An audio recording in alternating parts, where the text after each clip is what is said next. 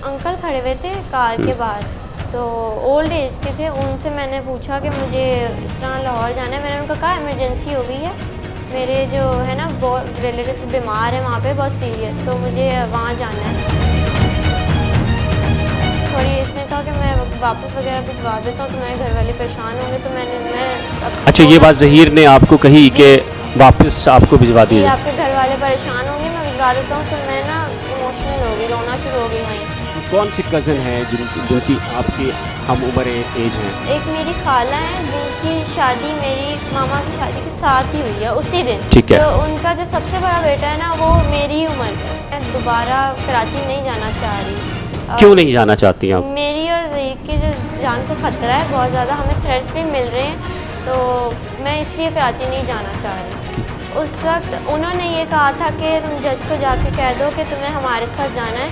तो मैंने उनको कहा नहीं, मैं ऐसा नहीं कहूँगी। देखिए मैं जहाँ भी जाऊँगी ना ज़हीर के साथ ही जाऊँगी। जी, इस वक्त मैं मौजूद हूँ लाहौर में और मेरे हमरा मौजूद हैं ज़हीर अहमद और दुआ ज़हरा।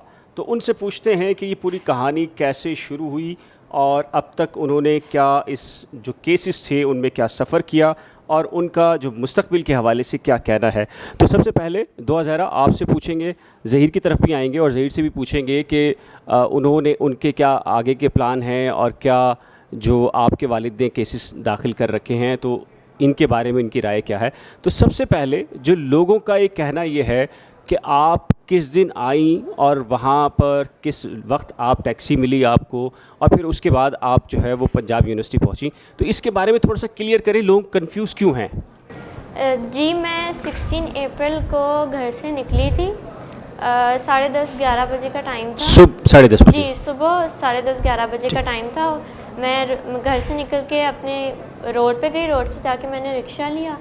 वहाँ से मैं उसको कहा कि मुझे गाड़ी के जो स्टैंड होता है ना वहाँ पे उतार दें। उसने मुझे वहाँ उतारा। तो वहाँ से मैंने एक अंकल खड़े हुए थे कार के बाहर, तो ओल्ड एज के थे। उनसे मैंने पूछा कि मुझे इस तरह लाहौर जाना है। मैंने उनको कहा इमरजेंसी हो गई है, मेरे जो है ना बहुत रिलेटिव्स बीमार है वहाँ पे बहुत सीरियस, तो मुझे वहाँ जाना है। तो उन्होंने पूछा कि फिर किराया का पूछा। मैंने कहा आपको किराया मैं वहाँ पहुँचकर सारा किराया दिलवा दूँगी। फिर मैंने उनको दोबारा कहा कि इमरजेंसी है, मुझे वहाँ जाना मेरा बहुत ज़रूरी है। तो फिर उन्होंने कहा ठीक है। फिर रास्ते में भी उन्होंने मुझे बहुत दफ़ा पूछा कि आपको किस मजबूरी की वजह से जाना पड़ रहा है और मेरा किराया मुझे मिलेगा कि नहीं। तो मैंने उनको दोबारा ये कहा कि जो है मैं आपको आपका किराया वहाँ पे दिलवा दूँगी पंजाब यूनिवर्सिटी पहुँचकर, और रिलेटिव मेरे बीमार हैं बहुत ज़्यादा सीरियस हैं, इसलिए मुझे जाना पड़ रहा है। तो उन्होंने कहा ठीक है। उन्होंने कहा मैं भी यहीं का हूँ, मैंने भी वापस जाना था, तो मैं भी वही सवारी वगैरह ढूंढ रहा था कि मैं किसको लेकर जाऊँ, तो मैं इसलिए यानी कि वो जो टैक्सी ड्राइवर थे वो लाहौर से कराची किसी को लेकर आए थे और वापस जाना चाह रहे थे? अच्छा ठीक है।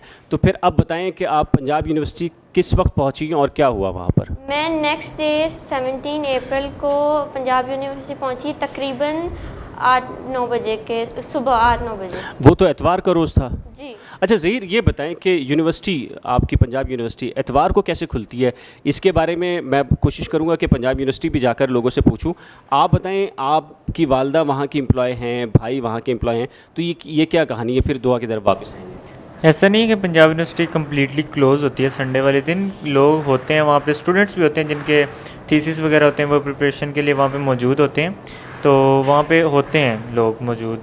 ओपन भी होती है ऑलमोस्ट, इतनी मतलब रेगुलर जैसे ओपन होती है उस तरह नहीं, पर सैटरडे संडे को ओपन होती है। चलिए मैं लाहौर के अंदर मौजूद हूँ, मैं इसको भी मज़ीद जो है वो देखेंगे भी और जायज़ा भी लेंगे कि वाकई आपका ये मौक़िफ़ कि आप इतवार वाले दिन आई और पंजाब यूनिवर्सिटी खुली थी या नहीं खुली थी। फिर क्या हुआ, ज़हीर से कैसे रब्ता हुआ आपका?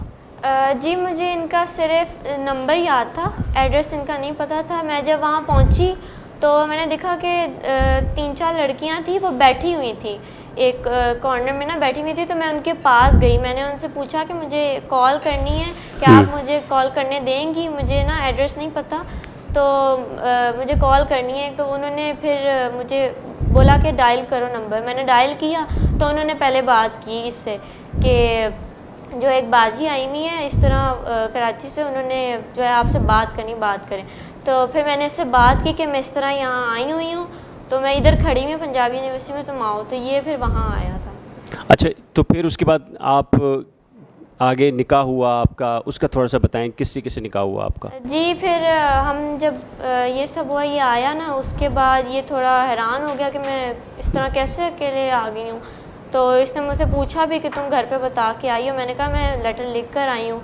फिर हम लोग जो है ना, थोड़ी इसने कहा कि मैं वापस वगैरह भिजवा देता हूँ, तो मैं घर वाले परेशान होंगे, तो मैं अब अच्छा, ये बात ज़हीर ने आपको कही कि वापस आपको भिजवा जी, दिया? आपके घर वाले परेशान होंगे, मैं भिजवा देता हूँ। तो मैं ना इमोशनल हो गई, रोना शुरू हो गई वहीं। तो फिर इसने जो है ना कहा कि ठीक है, हम कुछ इसका हल कुछ करते हैं। तो फिर हम जो है ना हाई कोर्ट गए, राय साहब के ऑफिस, वहाँ जाके फिर हमारा उसी दिन निकाह हुआ था। अच्छा, ये बताएं, आपके जो प्रिंसिपल हैं जिस स्कूल में आप पढ़ी हैं, ब्रिलियंट एकेडमी, वो ये कहते हैं, मेरी भी उनसे बात हुई, मुजाहिद साहब नाम है ना उनका, लेकिन वो ये कहते हैं कि आप तीसरी क्लास तक पढ़ी और उसके बाद तो 3 साल से स्कूल नहीं आ रही थी। ये क्या माजरा है, इसमें क्या कन्फ्यूजन है? क्या कोरोना की वजह से नहीं जाती रहीं या आप? मैं 3 साल पहले 7th क्लास में थी, उस वक्त कोरोना आ गया था, तो स्कूल बंद हो गए थे। तो उसके बाद मेरे मामा पापा ने कहा कि अब कोरोना आ गया तो हम स्कूल नहीं भेजेंगे बच्चों को। ठीक है। तो उसके बाद से मैं स्कूल नहीं गई। कितने अरसे से आप स्कूल नहीं जा रही थी? 3 साल। 3 साल से स्कूल नहीं जा रही थी। अच्छा, आपकी जो कहा जाता है कि गली जो इतनी छोटी गली है, आपके पापा ने ये कहा कि आप कचरा डालने वहाँ गई और वहाँ से एक थैली आपके साथ थी और वहाँ से आपको पता चला कि किसी ने किडनैप कर लिया। तो आप थोड़ा सा बताएं कि वेयर अबाउट अपनी गली का बताएं लोगों को कि क्या किस तरह की, क्या गुंजानाबाद गली है, क्या मोहल्ला है वहाँ पर? छोटी सी गली है, कोई इतनी आबाद भी नहीं है, बस नॉर्मल सी है। और मैं जो कचरा फेंकने वाली बात है, वो तो सिर्फ मेरा एक बहाना था निकलने का, क्योंकि मैं वैसे भी मजबूर हो गई थी, तो मुझे निकलना था घर से बाहर। तो मैंने कचरा फेंकने का जो बहाना बनाया और मैं बस फिर घर से बाहर निकल। ये बात ट्रू है कि आप कचरा फेंकने के लिए निकली थी? जी।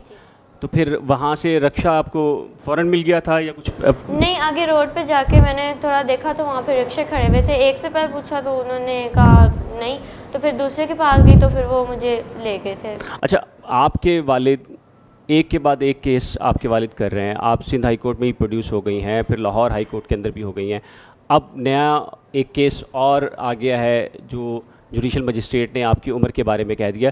ये उम्र का मामला क्या है? क्यों आपके वालिद ये कह रहे हैं, उनके पास सर्टिफिकेट भी हैं, हर चीज़ मौजूद हैं, लेकिन आप हैं कि नहीं मान रही कि आपकी उम्र 14 साल है? देखें, उन्होंने जो मेरी पेपर्स में उम्र लिखवाई हुई है ना, वो कम लिखवाई हुई है। ठीक है, जैसे हर माँ बाप करते हैं अपनी। आपके वालिद और वालदा की शादी कब हुई थी?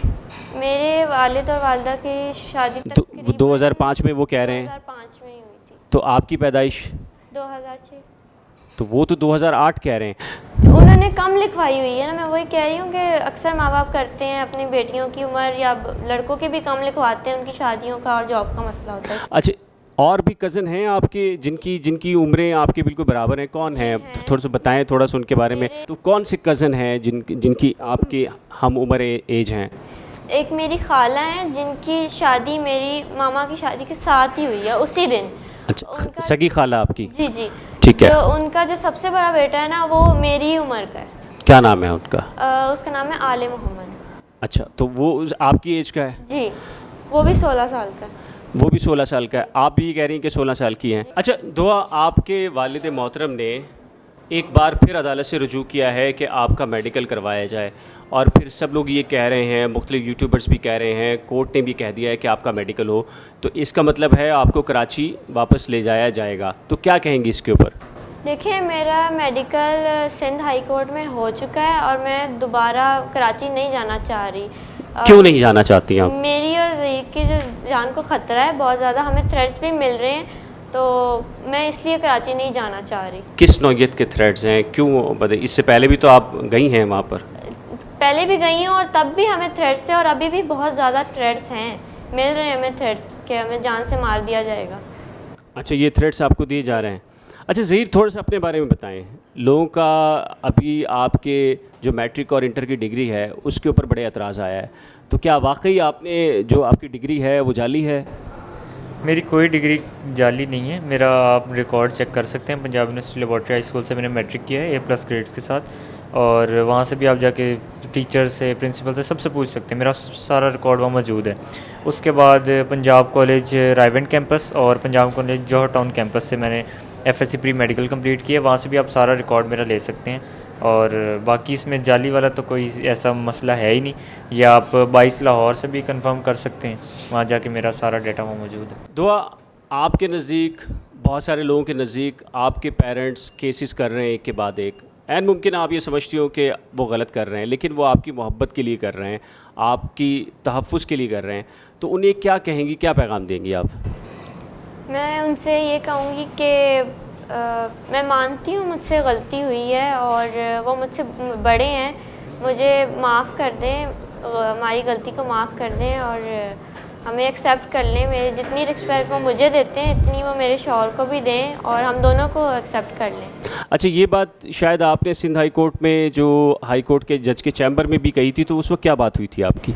उस वक्त उन्होंने ये कहा था कि तुम जज को जाके कह दो कि तुम्हें हमारे साथ जाना है। तो मैंने उनको कहा नहीं, मैं ऐसा नहीं कहूँगी, मुझे ज़हीर के साथ जाना है, लेकिन आप सुलह कर लें, आप हम दोनों को एक्सेप्ट कर लें। तो उन्होंने कहा कि नहीं, हम ऐसा नहीं करेंगे, तुम जज को जाके यही कहो कि तुम्हें हमारे साथ जाना है। तो मैंने इनकार कर दिया था। तो वो तो दोनों जैसे ही आपको लेके वहाँ से निकले तो आपकी वालदा तो बड़े उस एतमाद के साथ जज के पास गए कि हमारी बेटी जो हमारे साथ जाना चाहती थी, तो वो क्या था? मुझे इस बात का बेहद दुख हुआ कि उन्होंने ऐसी बात की जबकि मैंने ऐसा कुछ बोला भी नहीं। अच्छा, आप अपनी इस गलती को तस्लीम करती हैं कि जो आपने कदम उठाया ये गलत इक़दाम था? जी। क्या कहेंगी इस इक़दाम पर? ऐसी कौन सी मजबूरी थी कि आप इक़दाम उठाने पर मजबूर हुई?